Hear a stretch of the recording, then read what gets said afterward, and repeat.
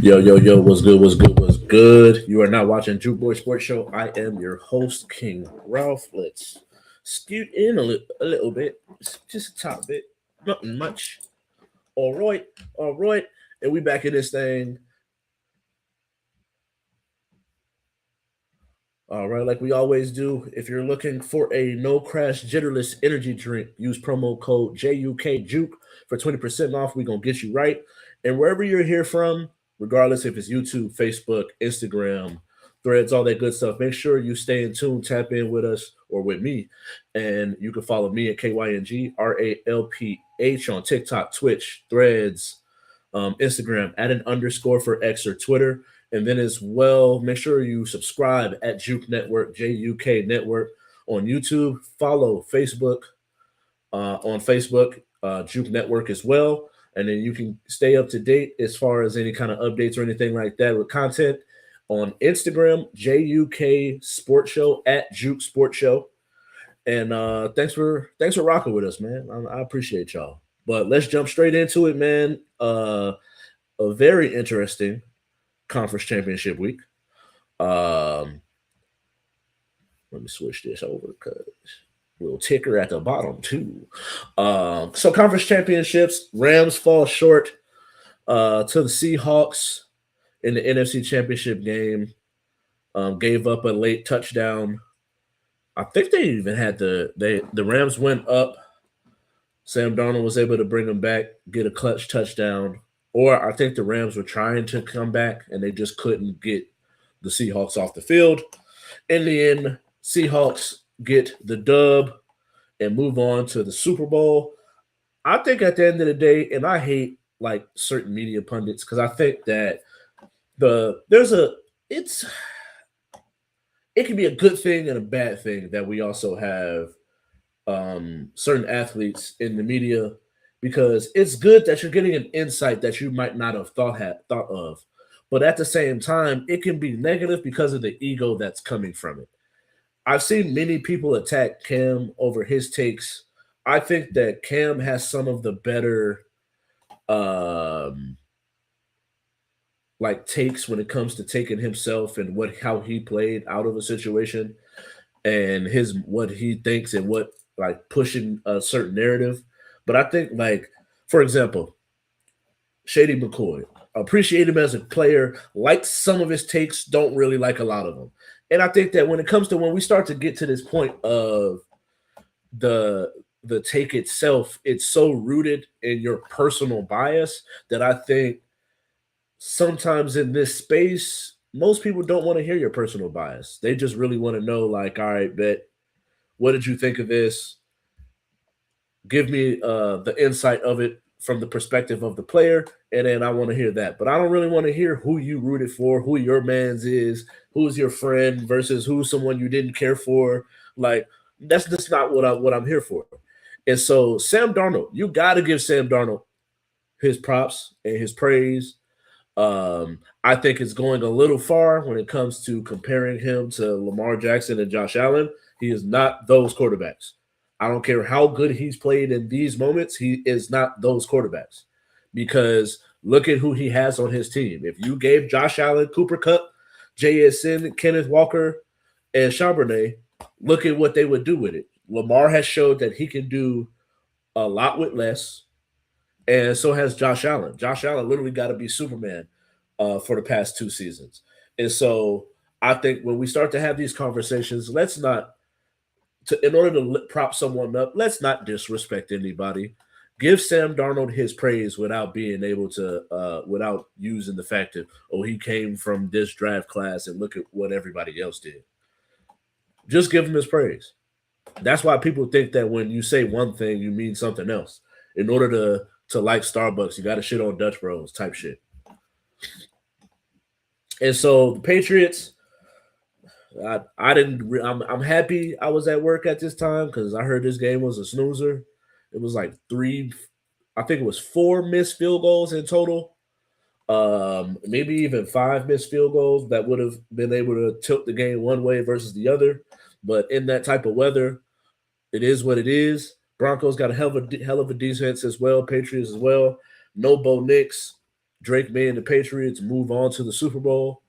Now, whether or not you think that Drake May got a yellow brick road, as you could say, very smooth, paved out way to the Super Bowl, that's neither here nor there. Me personally, I think that when we start to have that conversation, it just is what it is. You got to give him his props. He got there, hasn't necessarily played the best, which is why I hate the fact of like when it comes to wins and losses, it's such a quarterback stat that like sometimes the quarterback had very little to do with the win. All he really did was not lose the games for them. For example, CJ Stroud in in two playoff games, he had seven turnovers, if not eight. And those are things of like, as long as you're not giving the ball away, at least you can't lose it for us. But whether or not you believe what he's doing is winning it for him, I've seen some clutch plays or plays to be able to move the chains in moments where they need it the most. So I'm gonna give him some credit, but I just think Mike Vrabel is such a good coach, solid coach, leader of men. Defense is going to play hard. Got some talent on the defensive side. Got some talent on the offensive side. Now it's a little underrated in my personal perspective that since they try to make it seem like Drake May has just lifted them to places that these players weren't already individually. Hunter Henry and Stephon Diggs specifically, Ramondre Stevenson is another that I think is a good piece on that offense. But give them props. So we got Seahawks, Patriots in the Super Bowl. And I think this one is going to be interesting. I think Mike McDonald and what he's been able to do with that defense, Ravens, like I've been saying, should have never let him walk out the building. I think that when we start to have these conversations here, as far as like coaches and what they call that, like a snowball effect. Ravens letting Mike McDonald get out of the building led to where they are today. If they would have kept him there, I think that they are in a Super Bowl either last year or this year. But letting Mike McDonald go, he builds that defense up in Seattle right away. They get Sam Darnold this year, JSN drafted last year, bring in a Cooper Cup. You still got the two-headed monster with Charbonnet and Kenneth Walker. And they have a well-built team. Sam Darnold has played better in clutch moments, which is why I said going into it, if he proves me wrong, hey, I'll sit here and admit I was wrong. Sam Darnold, you deserve all the props in the world. There's no way that you can sit here and say he didn't do what he needed to do in order to get them to where they're supposed to be at. Because Sam Darnold in the playoffs 2026.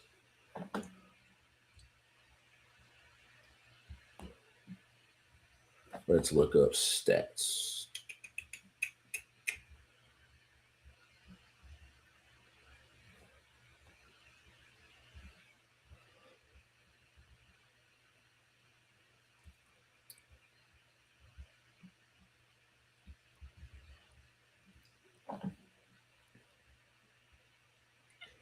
Yeah, just in the last game, 25 of 36, 346 yards, three touchdowns, zero turnovers. And that right there is why I think that he deserves that praise. Like, not only is he not turning the ball over, but he's also putting up numbers, moving the chains, putting the ball down the field, three touchdowns, zero turnovers in the NFC Championship game. Where if you flip on the flip side, Stafford put the ball in harm's way. Stafford didn't really get it done when it really needed it, when they really needed it the most. And that's why we have the Seahawks in and then the Patriots, where it's like Drake May.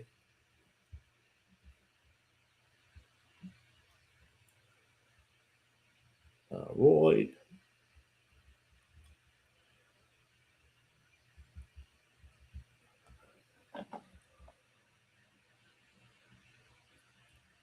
He's 43 of 77, which is 56%, 533 yards, four touchdowns and two interceptions among across three games.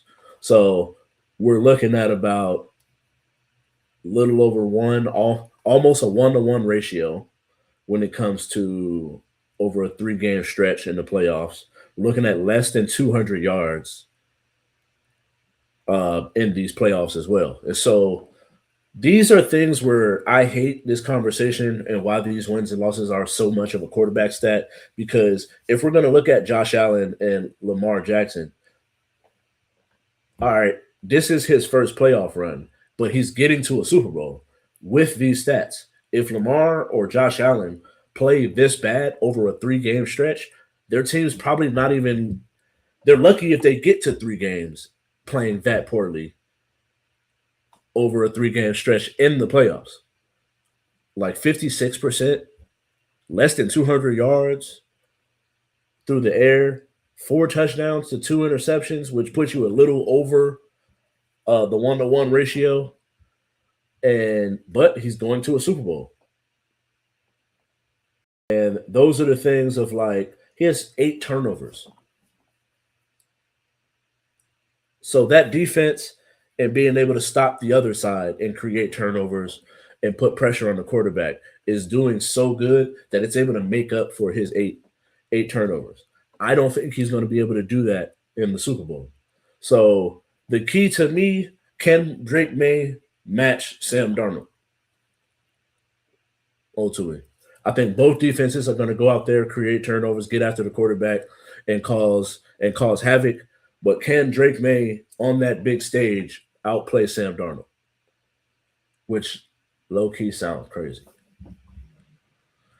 And so coming up right now, let's see if they did it. Rising Stars.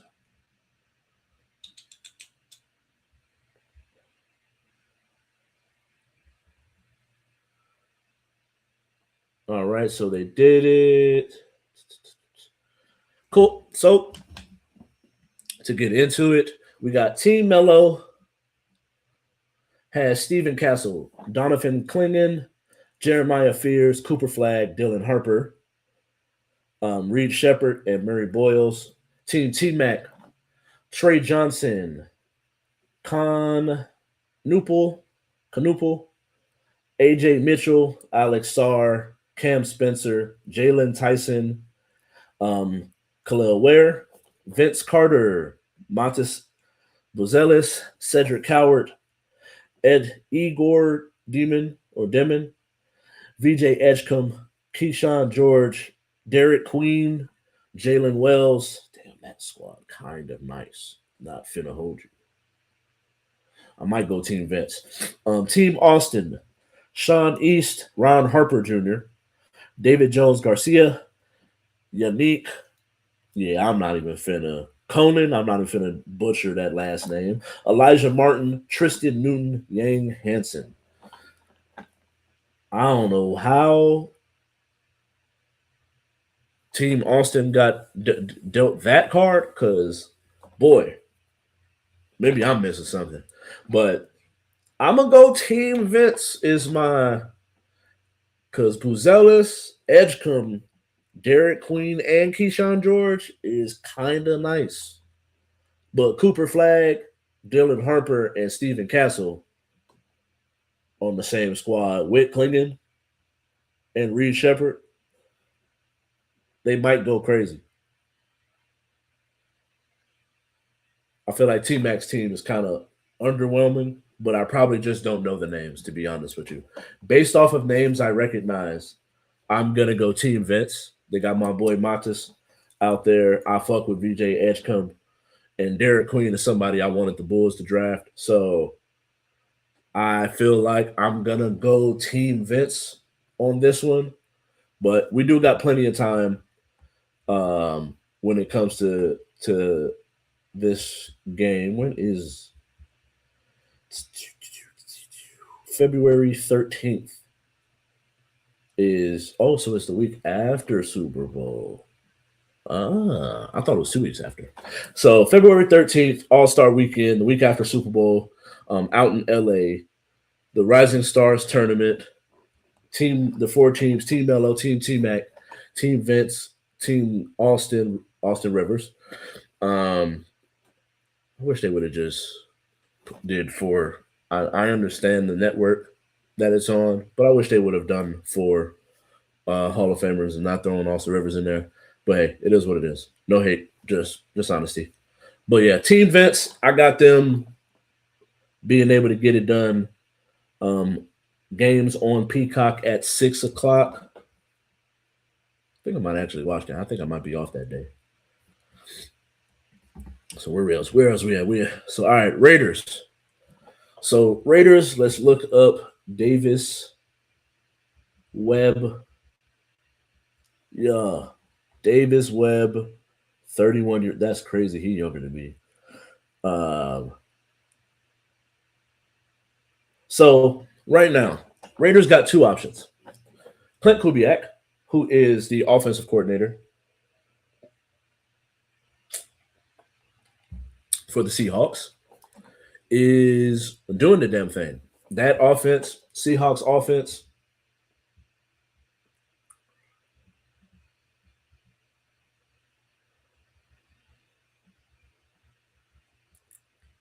like I've already mentioned, Sam Darnold,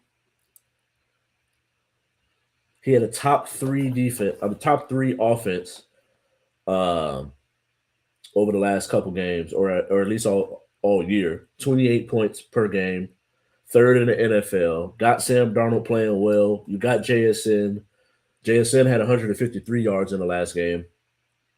The offense looks good, and he has a good balance of pass and run, being able to use their run game with Kenneth Walker, even without Charbonnet. I think he's out for the rest of the playoffs, but Kenneth Walker being able to step it up and had 3 touchdowns against the 49ers. JSN 153 yards in the last game. Sam Darnold almost 350 yards through the air.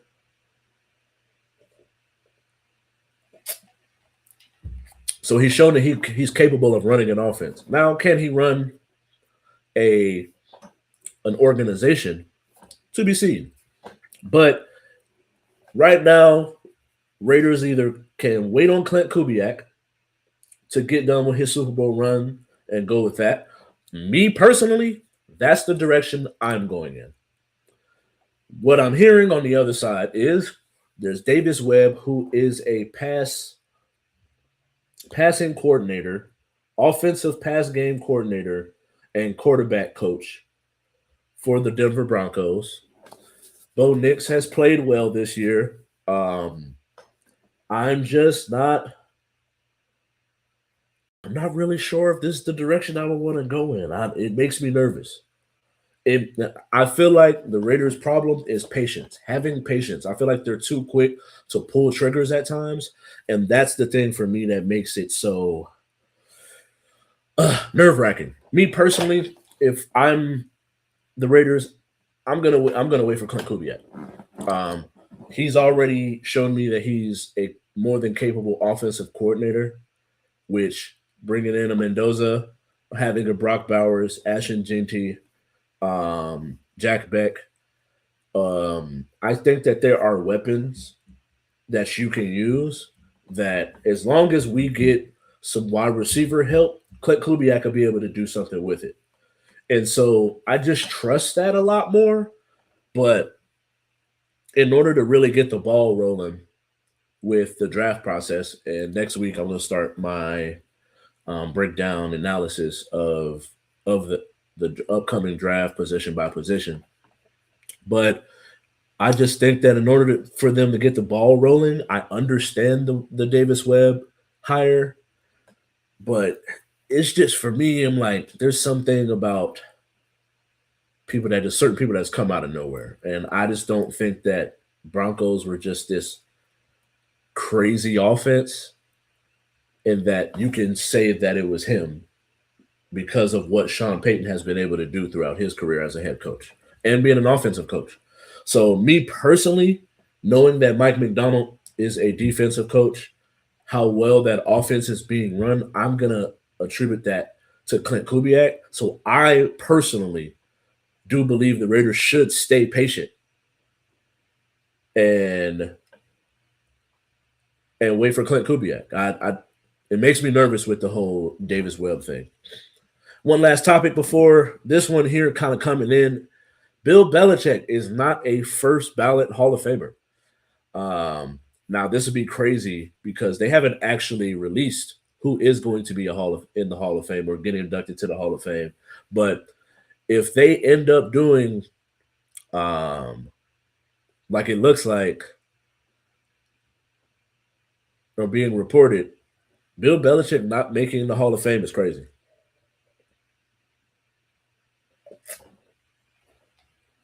Because what you mean? He not first ballot Hall of Fame. 6 Super Bowls, second in wins to Don Shula. Um, Defense, if anything, even from his time as like a defensive coordinator, like the defenses always look good and we're competent, and we're winning football games going this way back to the Giants days in the 80s. So he's always shown that he was a more than capable coach. For some reason, the emergence of Tom Brady has overshadowed that to the point where I think this is why we get where we are. And this is one of the moments where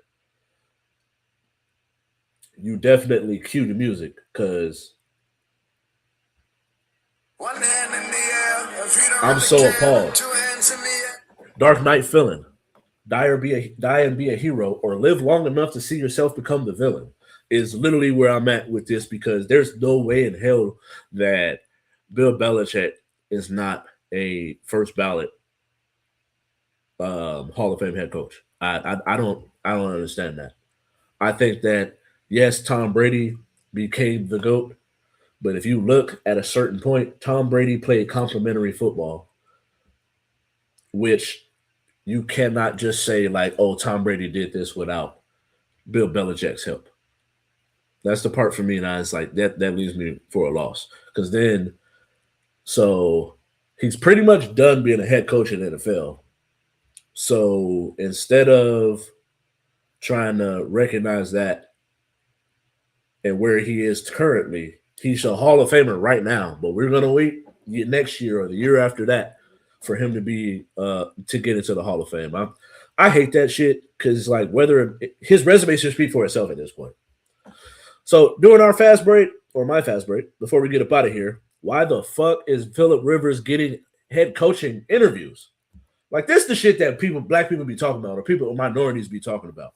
Because Philip Rivers just played this last season, is only been a head coach in high school, and is getting an NFL interview to the point where he needed to withdraw himself. Like, come on, dog. Like at some point, you're just giving people opportunities because you fuck with them. But then if LeBron gets the Lakers to draft his son, now being a Nepo baby is just a terrible thing all of a sudden. It has nothing to do with your personal relationships that would further you in situations. This is why we say and we call out the privilege. You know what I mean? The palm privilege. Palm color privilege. I hate it. Shit's annoying. I'm happy for Shador, but we might need to have a conversation as far as getting rid of the Pro Bowl. Because you got players, or they need to revamp the way that they go about it. Now, business sense. If you go on NFL Instagram page,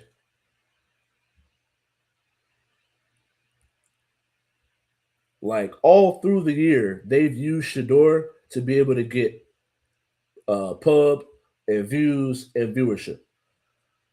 Shador playing is such a draw that I get it. It's going to bring eyes to a situation that normally probably wouldn't have the viewership. But the year that Trevor Lawrence had, and you now, unless they just asked Trev and he said, "Nah, I'm straight," then I can understand. But Shador getting an opportunity to be in the Pro Bowl is crazy.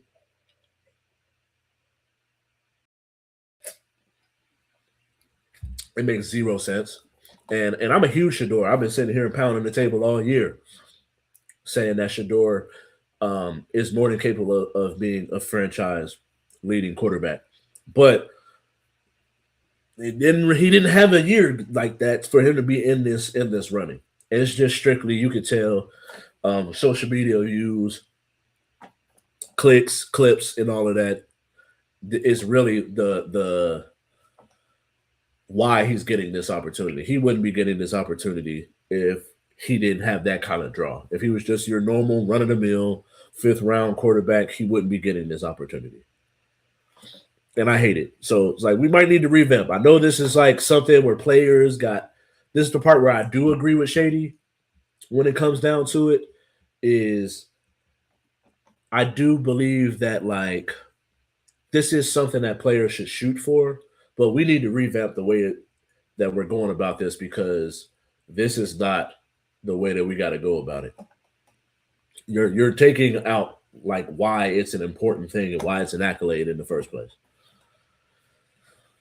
Can we make sure we read things before we post? Like if you type up a message, just reread your work. You know what I mean? Go back to the high school days. Take it back to the basics, the fundamentals.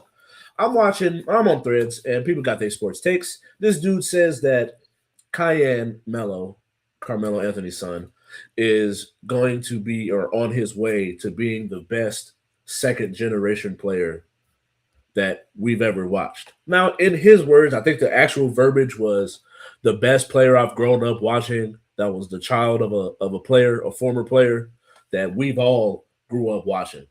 And I think that they're thinking about themselves because Steph is the child of Dale Curry, who was a role player in the NBA. Now as far as like superstars and things of that magnitude, that's a conversation that could be had because when you really think about like the players of sons of star players, all right, then maybe Cayenne is on his way to being the best to ever do it. But if we're just strictly talking about second generation, that's something I just can't agree with and I can't get behind because we're not going to sit here and act like Dale Curry was not in the NBA and that Steph is not the greatest second generation player we've ever seen.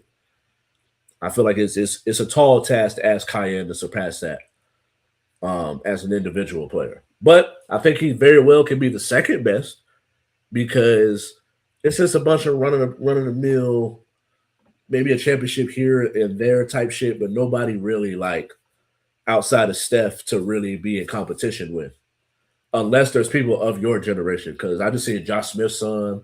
I seen Dominique Wilkins' son at Georgia. He's a hooper. Pedro Stojakovic's son is balling for Illinois. Shout out to them. And so just make sure, can we reread our work before we post it, please?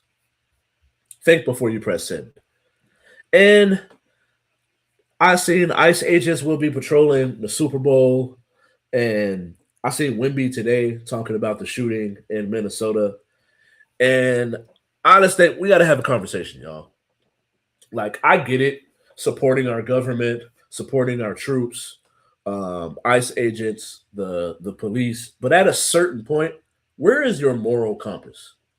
Like, where's your decorum? Like, where are your ethics? Because at a certain point, these people are here to serve us and keep us safe and protected. When a random person can pull up with a mask on and pull out his gun, say you need to get out the car, and it's like, who are you? Kicking in doors, of harassing people. And this is supposed to be a time where we're supposed to be able to celebrate a hell of a football year, one last final game, Bad Bunny's performing. And instead of celebrating that, we're using that to be able to patrol ICE agents because we're in LA and that's a very large Hispanic group based city. I hate that, and I don't like where we are. And if this is something that you support, then like we got to question your morals and ethics when it comes down to it. But thank you all for watching. I do got to get up out of here. About to go have Applebee's with my daughter. But make sure you hit that like, subscribe, follow, comment, share, all that good stuff. Subscribe Juke Network on YouTube. Follow Juke Network on Facebook. We're almost there to 100 subscribers and 100 followers. Once I get to 100 followers on Facebook, I'll be able to go live straight from that page. Make sure as well that we are following Juke Sports Show to keep updated on content and any kind of thing going on, at Juke Sports Show on Instagram. You can follow me at KYNGRALPH on TikTok, Threads, Instagram, Twitch, add an underscore for X or Twitter. Two Goose podcast coming this week on Thursday. Thank you all for watching. I do got to get up out of here. Peace, love, and chicken grease. Slurps coffee. Ending.